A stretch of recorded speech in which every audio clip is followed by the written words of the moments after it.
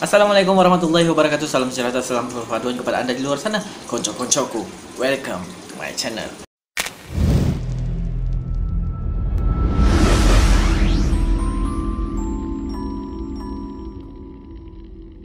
Terima kasih kerana klik video ni dan juga ingin mendengar lagi kisah-kisah dan konten-konten daripada Riz Life Channel. So, kisah yang saya akan kongsikan dan juga beritahu kepada anda ni adalah mengenai kes seorang pembunuh bersiri yang berasal daripada Mexico dan juga berlaku pun Mexico lah kan. Takkanlah dekat Malaysia kalau orang yang berasal dari Mexico. So, biasanya pembunuh bersiri ni dikaitkan dengan kekejaman, kejahatan, hati kental ataupun mental lain sikit dari orang lain. Dan juga orang akan berfikiran negatif lah mengenai penjenayah yang melakukan persirian. Lantak kau lah.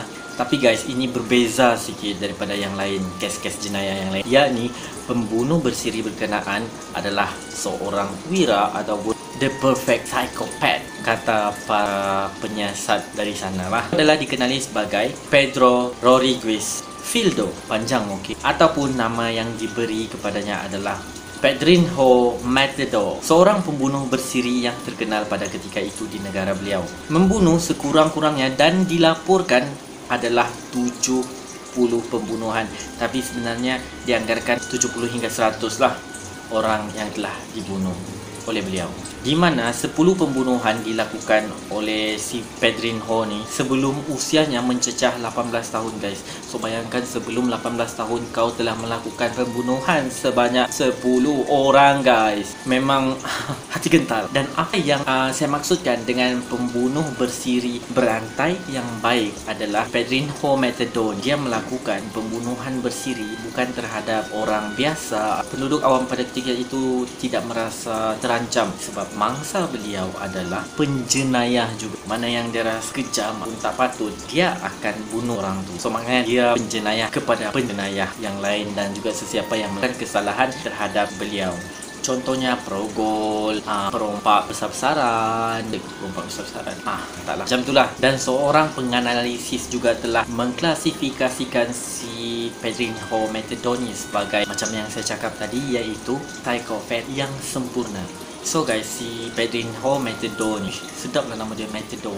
Dia mula berjinak-jinak dengan pembunuhan ketika dia berusia 14 tahun. Tetapi pada usianya 13 tahun, dia juga hampir membunuh sepupunya, iaitu dengan dorang bergaduh. Actually biasalah budak-budak kan, 13 tahun guys, gaduh. Dan korang tak tahu, dia nak campak sepupu dia ni pergi mesin tebu. Korang bayangkan, tapi nasib tak jadi, tak tahulah, tak jadi. Tapi syukur alhamdulillah panjang umur sepupu dia. Dan pada usia 14 tahun, situ adalah pembunuhan pertama si Pedrinho ni. Dan bukan itu saja guys, pembunuhan pertamanya ni dia telah rancang, tapi bukanlah panjang, dalam 2-3 hari dia rancang juga. Disebabkan mangsa ni adalah seorang datuk bandar guys. Kalau di sini rakyat lah, yang telah memecat bapa kepada Pedrinho pada itu sebagai pengawal tamatan di syarikat ataupun di tempat government lah pada ketika itu. Dan juga bandar telah menuduh bapa kepada si Pedrinho ni telah mencuri bekalan makanan yang terdapat di sana. Padahal yang pelaku sebenar adalah kawan kepada bapa si Pedrinho ni, iaitu seorang pengawal keselamatan jugalah. Tapi dia tidak dituduh, malah bapa si Pedrinho ni yang menjadi mangsa bahan dan juga dipecat jadi pengawal keselamatan di tempat tersebut. So si Pedrinho ni tahu bapa dia tak bersalah. That's why dia tak puas hati. Dia bawa napang dan tembak bandar di depan dewan bandara, depan orang ramai lah maksudnya. Dan apa yang saya ingin kongsikan kepada anda, sebenarnya si Pedrinho Matador ni dia ada masalah keretakan pada tengkorak guys. Iaitu pada beliau di dalam kandungannya, satu pergelutan ataupun pergaduhan telah berlaku di antara bapa dan juga mak beliau. Dan bapa dia ni memang brutal sikit lah. So dia tendang perut, dia tendang isterinya ni, dan mungkin jatuh lah. Dan perut dia terhentak menyebabkan tengkorak si Pedrinho yang lembut pada ketika itu, ialah dalam perut dia telah retak. Dan ramai juga yang cakap mungkin itu adalah sebab kenapa dia boleh menjadi hati kental dan perangannya berbeza daripada orang lain. Okay guys, lepas dia membunuh Datuk Bandar tu di depan Dewan Bandaraya, dia pun pergi lagi melakukan pembunuhannya kedua, iaitu kawan bapaknya sendiri sendiri yang memang betul bersalah pada ketika itu mencuri galangan yang menyebabkan bapaknya dituduh dan dibuang kerja, dan dia pun tembak pegawai keselamatan tu dan mati. Selepas daripada dua kejadian yang dilakukan oleh Pedrinho Matido, tempat tersebut dia pun telah larikan diri ke daerah Mogi das Cruzes di Sao Paulo, Brazil. Dan bila setibanya si Pedrinho ni di Brazil, dia telah kenalan dan juga berkawan dengan seorang lelaki, di mana lelaki tersebut adalah penjenayah juga, iaitu lebih pengedar dadah lah. Lepas dia berkawan ni semua, dia bunuh lelaki tu bila dia dapat tahu yang lelaki ni sebenarnya penjenayah, iaitu pengedar dadah. So matilah si kawan. And then guys, sepanjang di Brazil tu, si Pedrinho ni dia telah dengan seorang gadis dan juga jatuh cinta terhadap gadis buat, iaitu yang bernama Maria Aparecida Olimpia.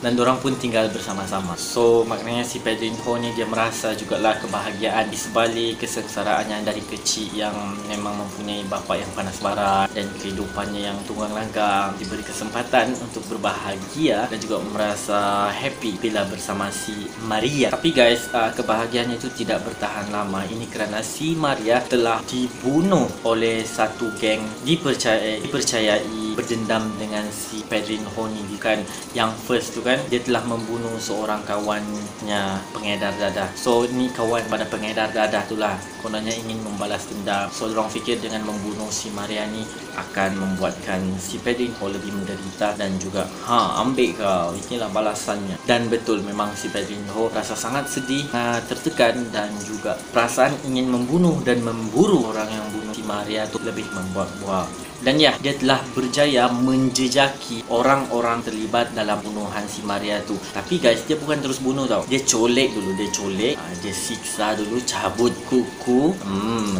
cabut bulu mata satu-satu, ambil kau, dan lepas tu baru dia bunuh. Memang siksa lah orang. So satu-satu dia telah colek dan bunuh. Dan juga selepas tu guys, dia pun berasa sangat sedih, sangat kecewa, sangat merudum lah. Korang bayangkan lah, kekasih ya, dia baru merasa bahagia, tiba-tiba orang yang dia sayang telah dibunuh.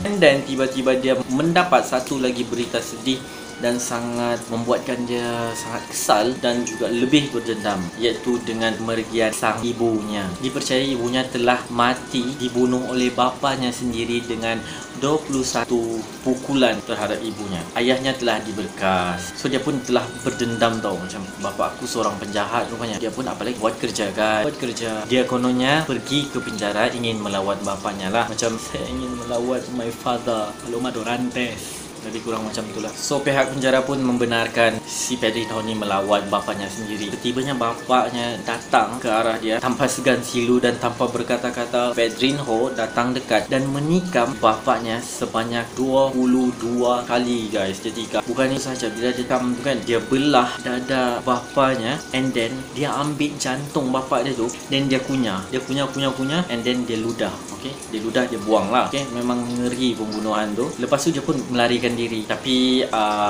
dia tertangkap jugalah, dan akhirnya Pedrinho telah ditahan pada 24 Mei 1973. Dan ketika ditangkap tu, dia ditempatkan di dalam kereta polis guys. Dan di dalam kereta polis ni ada lagi 2 orang penjenayah dan seorang tu adalah progol. So ada 3 orang kot kalau saya tak silap lah. Selepas tu polis pun beredar daripada tempat tersebut, ingin ke penjara lah kan dengan kereta polis tu. Bila polis membuka sahaja terah polis tu, alangkah terkejut, terkentut dan terkencingnya mereka bila mendapati progol tersebut telah mati. Dan tekalah siapa pembunuhnya?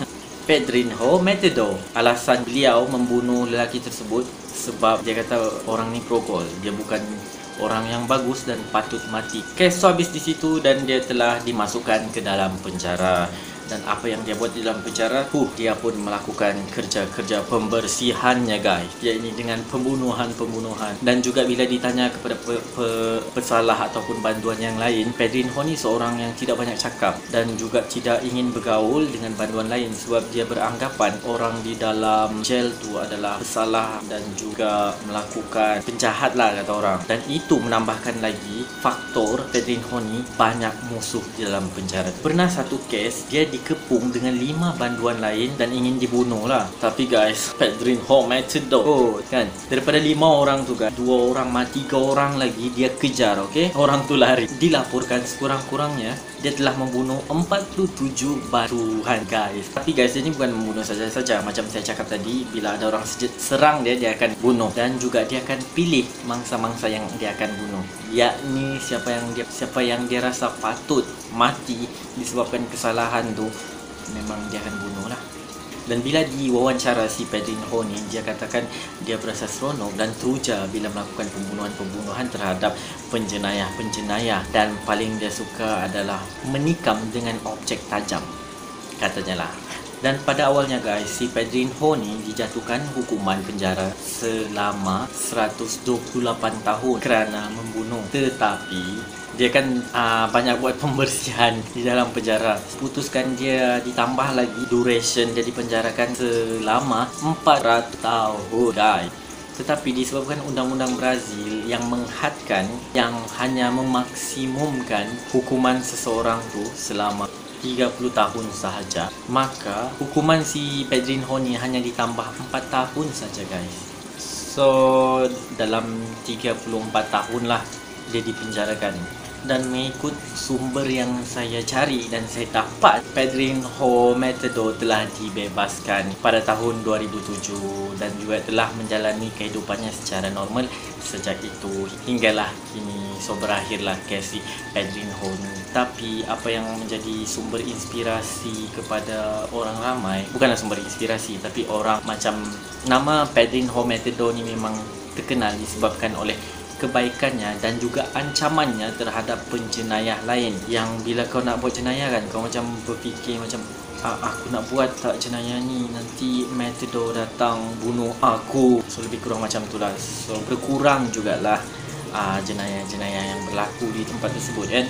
Selebihnya wallahualam. So ya, itu saja cerita mengenai Pedrinho Matido, seorang pembunuh bersiri yang baik. Dan ya guys, apa pula pendapat korang mengenai si Pedrinho Matido? Dan jika korang semua ada apa-apa cadangan yang boleh diutarakan, just share with me in comment column ataupun pergi my IG ataupun Facebook, direct DM sahaja.